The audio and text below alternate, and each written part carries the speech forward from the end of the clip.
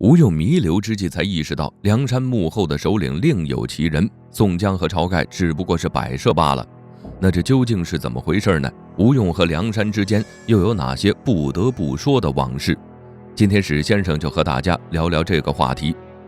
众所周知，这吴用之所以会上梁山，有很大一部分原因是他怀才不遇。在上山之前，他连个秀才都没考到。据悉，他之所以会如此落魄，并不是因为他没学识没本事，而是因为考官能力不行，看不懂他精彩绝伦的文章。多年的怀才不遇让他彻底对官场失去了信心，他不再沉迷于科举，而是希望能够通过别的方法让自己名扬天下。后来的智取生辰纲确实让他声名鹊起，但这也意味着他们几个人不可能再回到原先平淡的生活中了。最终在官府的追捕下，他们选择了上梁山。彼时梁山的主人还是王伦，王伦此人表面上看起来文质彬彬，对人也十分热情，可实际上呢，却是个心胸狭隘且胆小怕事的。当他得知吴用等人是因为截取生辰纲才想着上梁山之后，便计划着要将几人赶走。可倘若吴用等人真的离开梁山了，那等着他们的就是追兵了。这点吴用也是清楚的，所以不论如何他都不会轻易离开梁山。而此时的梁山上还有另外一位不被王伦待见的人，那就是林冲。在吴用等人到达梁山之前，王伦就经常排挤林冲，希望能让林冲自己下山去。这些呢，都让林冲对王伦无比不满。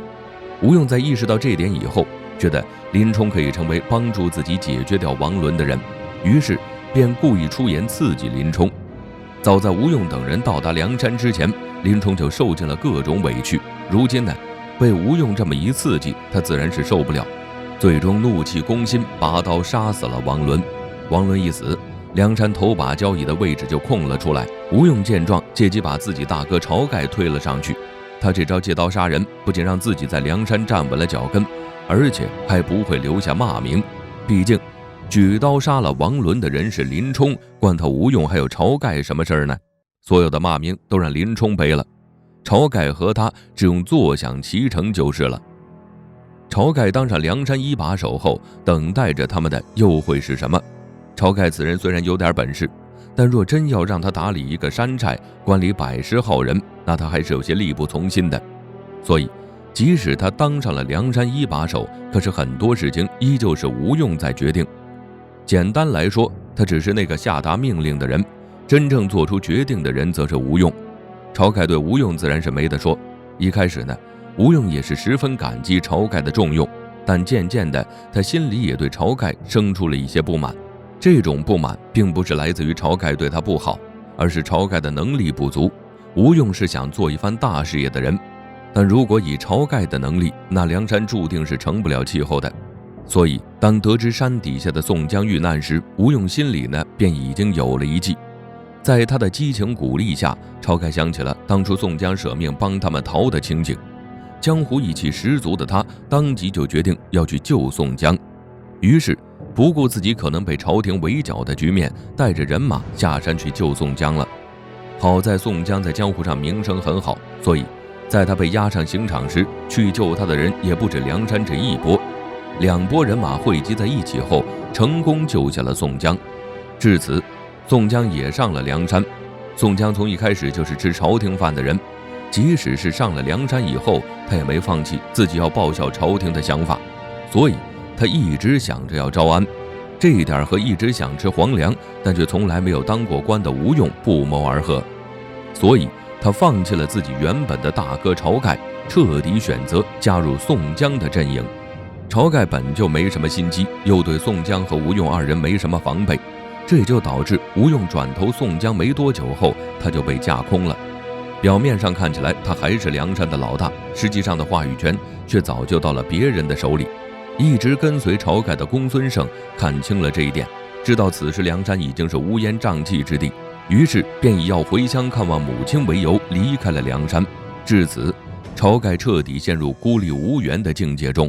而此时的他也意识到自己在梁山上地位不稳，所以当他得知曾头市抢了宝马后，也不管段景柱究竟是真的想把马送上梁山，还是只想利用梁山给曾头市个教训，为了拿回实权，他二话不说就带着人马下了山。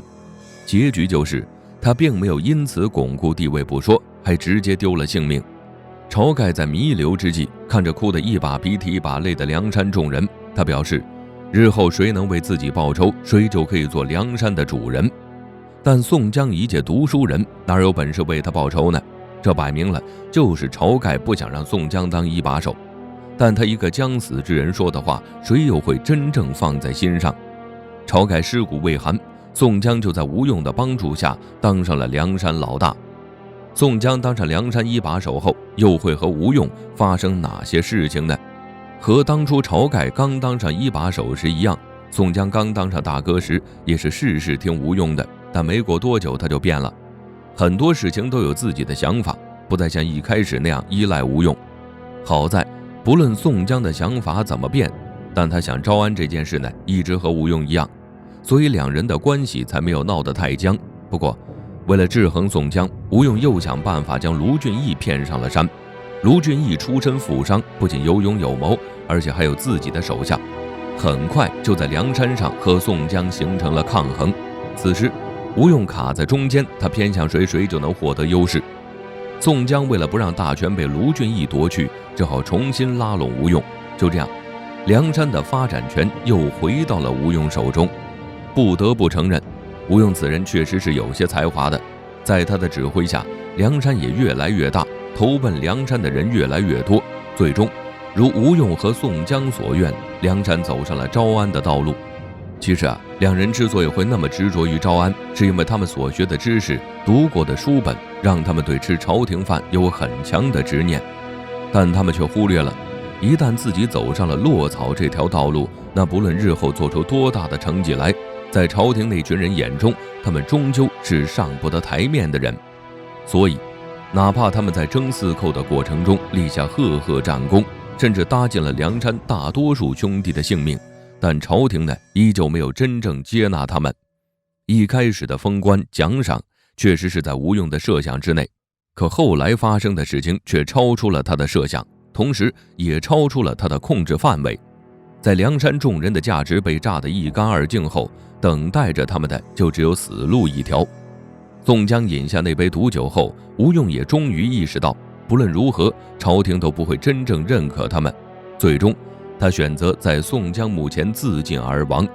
也直到他生命的最后一刻，他才意识到，原来不论宋江也好，晁盖也罢，他们表面上看起来虽然是梁山的主导人，但真正引领梁山走向的那个人却是自己。倘若当初自己不执着于招安，那等待着自己和梁山众人的又或许是另外一条道路。只可惜一切为时已晚。值得一提的是，吴用此人虽然有才华，书中也多次夸奖他的学问，但他却算不上是什么好人。毕竟梁山上那些见不得人的损招全是他想出来的，虽然有着军师的名头，但在军事方面的贡献却寥寥无几，而这也注定了梁山最后会失败。